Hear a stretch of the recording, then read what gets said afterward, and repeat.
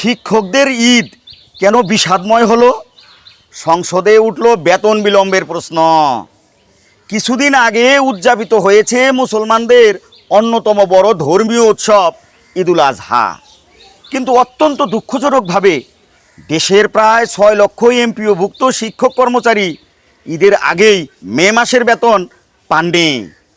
জাতীয় সংসদে এ বিষয়টি তুলে ধরে অধ্যক্ষ সেলিম ভুঁইয়া এমপি বলেন, শহীদ প্রেসিডেন্ট জিয়াউর রহমান সর্বপ্রথম শিক্ষকদের জাতীয় বেতন স্কেলের আওতায় আনেন এবং সাবেক প্রধানমন্ত্রী বেগম খালেদা জিয়া উৎসব ভাতা চালু করেন।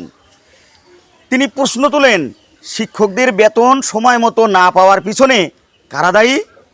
সরকারের ভাবমূর্তি ক্ষুণ্ণ করতে কোনো গোষ্ঠী বা মহল চক্রান্ত করছে কিনা তা খতিয়ে দেখার আহ্বান জানান তিনি এবং বেতন প্রদানে বিলম্বের সঙ্গে জড়িতদের বিরুদ্ধে তদন্ত ও শাস্তির দাবি জানান জাতীয় সংসদে।